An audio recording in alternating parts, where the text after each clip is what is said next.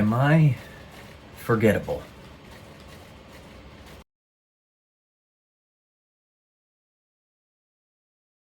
YouTube does not push my videos or pretty much anybody's, even if you're subscribed and hit the bell notification. You actually have to go to my channel manually yourself to find the videos and watch them.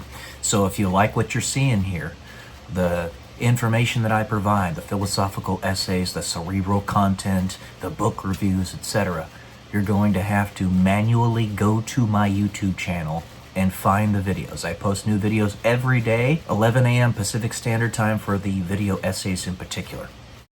Welcome to day 273 and Tell Me YouTube Millionaire.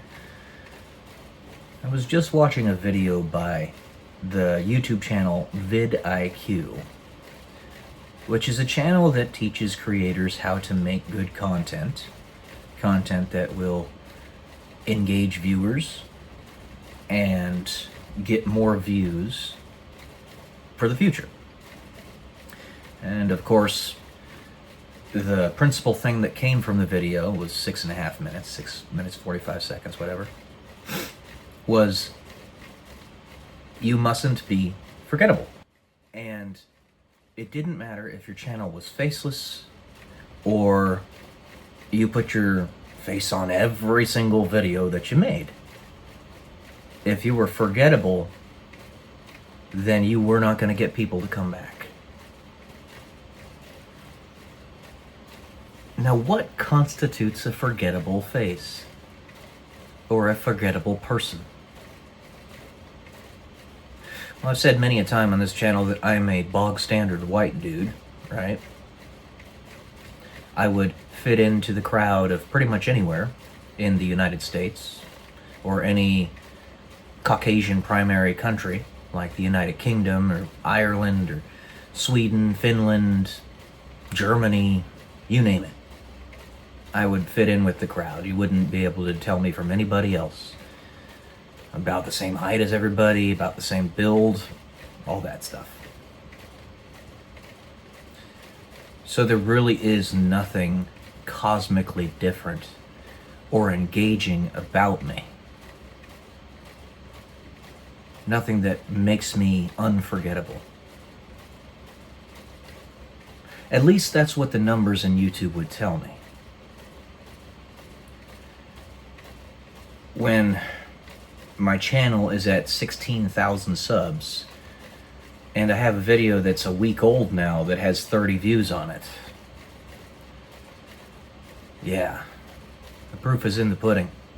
Since YouTube will not fix the problem, whatever it is, I have to accept that it's me. That I'm doing something wrong. Or there's nothing about me that people want. So what does a man do here? Does a man lay down and pass away and accept his mediocrity, his worthlessness? Or does he try to challenge the status quo and a gigantic institution, a business worth $600 billion, that's YouTube, as opposed to you, a singular individual, no matter how many other people are also having the same problems. I've brought it up many a time. Shaw Diversity, Gary V, channel makers quit because of it. You even have people like Off the Ranch and Demolition Ranch that quit for different reasons, but I think it was probably in some way, shape, or form tied to this. The unfairness that YouTube plays out, that they claim to be a platform even though they're clearly a publisher.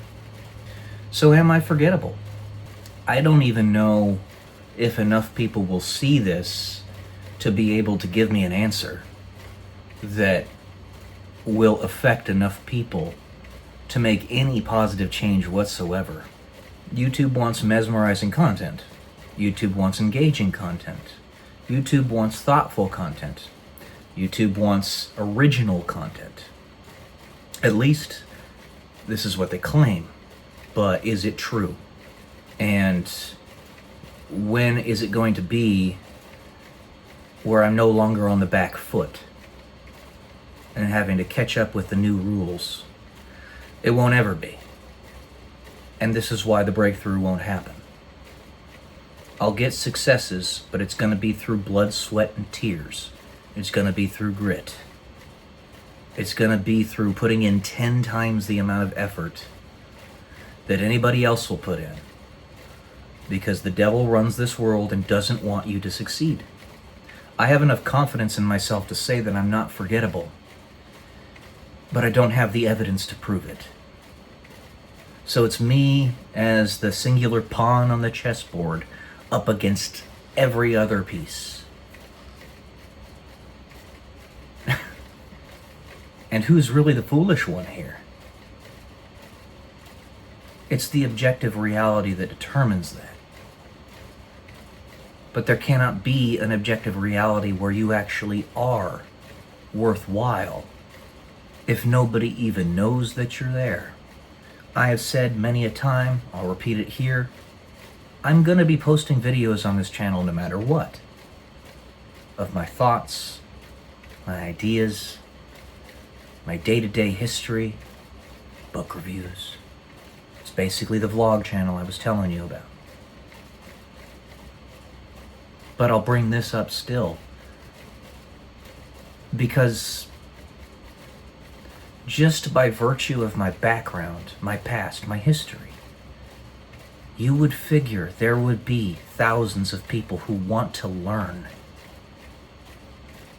Who want to learn from those experiences. I'm not some elder wise sage, sure. But I am a smart man. I do have a lot of things I've done. By virtue of my past alone, there should be people that want to learn about me, that want to watch my videos. But YouTube tells me otherwise. And I don't know how to square this circle. I don't know how to beat the cheat, because they're cheating. I've resigned myself to accepting that it's never going to change. But that doesn't mean I can't call it out from time to time, on occasion. See that the 5 people out there that might see this video, the 1 in a million chance that they'll have some way to make a positive effect in the levers of power and allow me to finally break through, it's basically me putting in my lottery ticket. And if it's a free lottery ticket, I might as well do it. Right? There's no downside.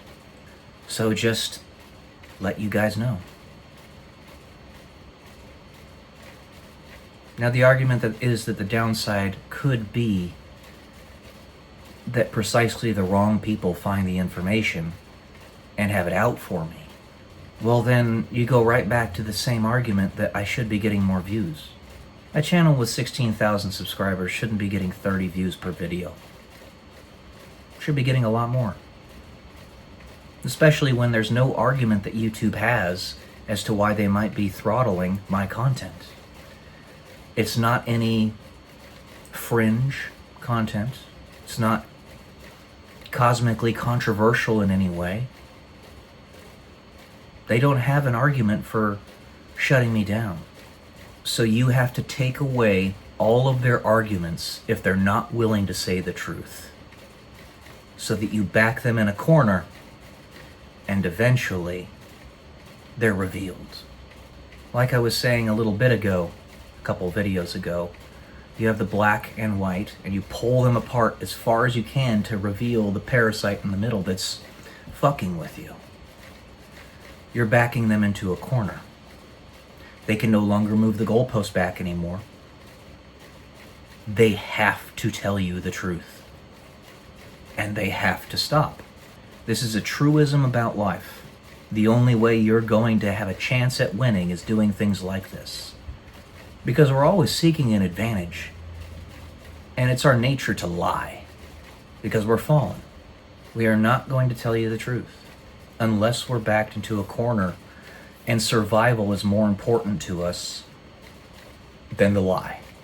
It's animalistic, sure, and there are people that are above that because they have a proper morality based in Christ, but not many of them. There are no atheists in foxholes. You got to put the demons in a foxhole. The people screwing with you in a foxhole. The people trying to convince you that you're forgettable in a foxhole. I know I'm not forgettable. I'm going to make them stop. And if I have to put $1,000 per month into an ad campaign to push myself out there, just to make it all the more obvious to everybody, then so be it. If it's in the capacity of being able to take down a $600 billion company essentially single-handedly. I told my friend Boris this a while back. He did his ad campaign for his YouTube channel, got up to 100,000 plus subscribers, and is still getting 100 views a video. He's making it blatantly obvious. And all those people out there on YouTube right now that are stuck because YouTube is lying, make an FTC complaint. And if enough of us do it, then YouTube will be forced to fix it, or they will go out of business. You have to back them into a corner. They won't fix it otherwise. Okay? That's what I got for you guys today. Love y'all.